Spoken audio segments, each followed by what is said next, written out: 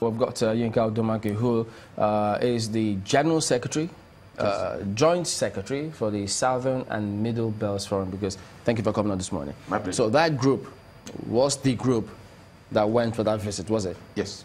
Okay, and as part of what was said there, perhaps was referred or directed at that group, saying you went to seek what, political capital?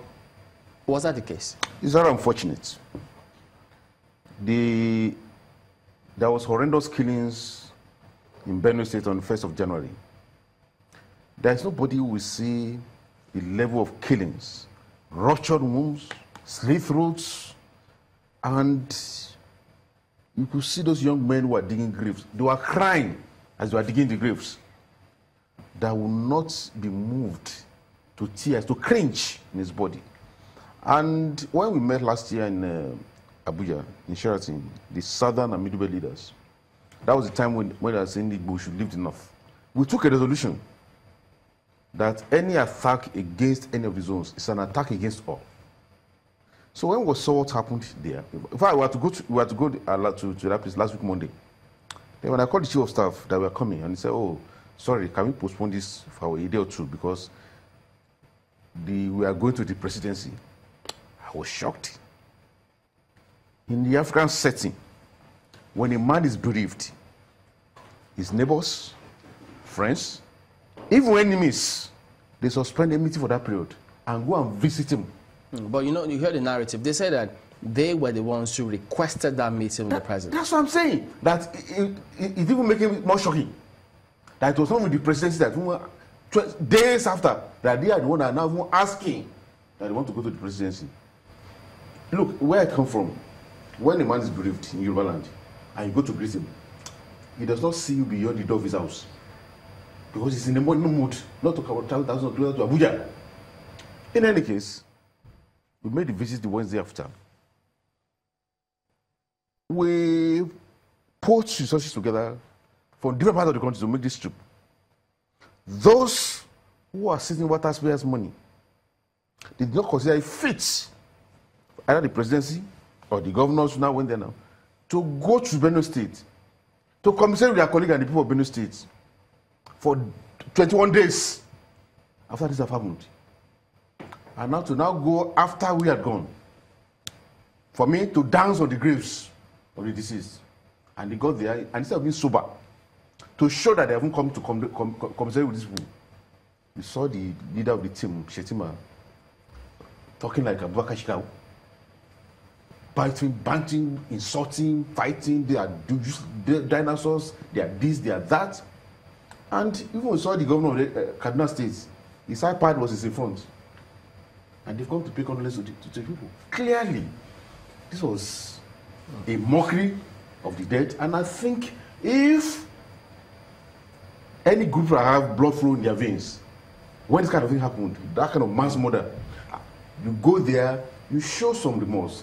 You show that they have come to empathize with the people. And in all their stay there was not one word condemnation of those who carry out this murder. But what do you make of those who tell us behind the scenes that, well, that was not the original intention, that it turns out for some reason they deviated from the original intention of that visit?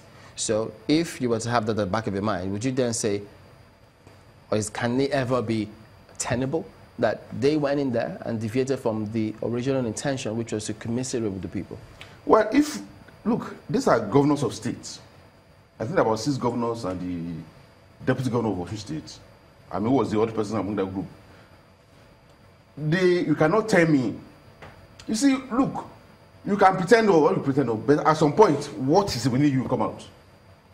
And let's not deceive ourselves about this thing.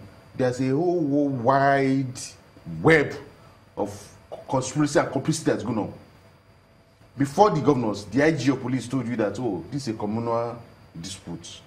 The herdsmen who are killing the but you heard his comment after that. But he made that statement. It was on television. He's retracted it though. But he made it. You don't subscribe to the retraction? No. Benue people. Why not? When they went, because it's not that somebody, it was not a rumor. It was what he had him saying. After that, the Benue people went to the presidency. The president told them they should go and find accommodation with those who are killing them. Now these governors go there when they are now. Instead of but that wasn't the only thing the president was reported to have told. But you chose to pick that one. Why? But that goes.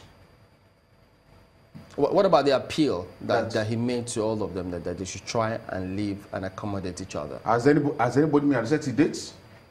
Has Meitiala not been threatening more deaths? Vice President of Meitiala said there are more bloodshed in Benue State. Man is walking free. We have not done anything about it.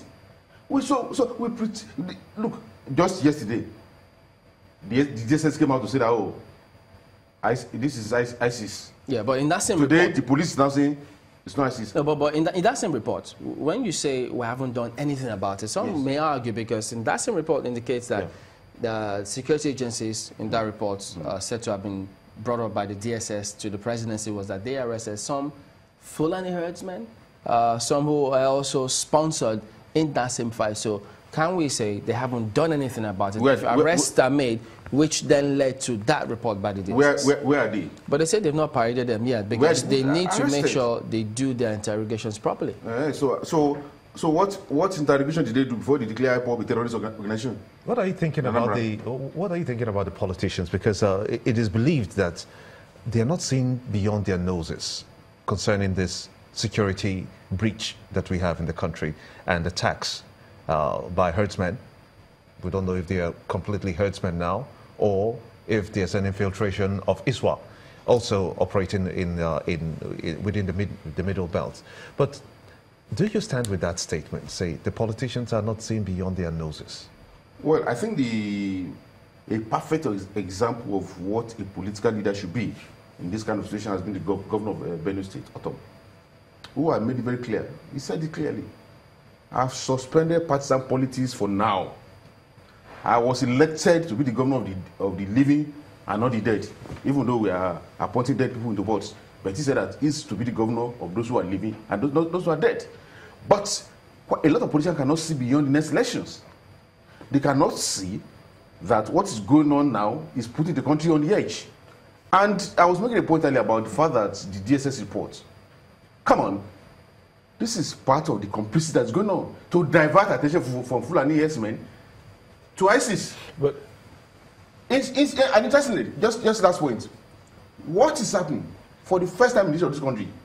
We have a situation where you have the internal security of Nigeria being controlled by a Katsina person, external security by a Katsina person, SSS, NIA at the same time. Okay. These are the kind of things we're talking about.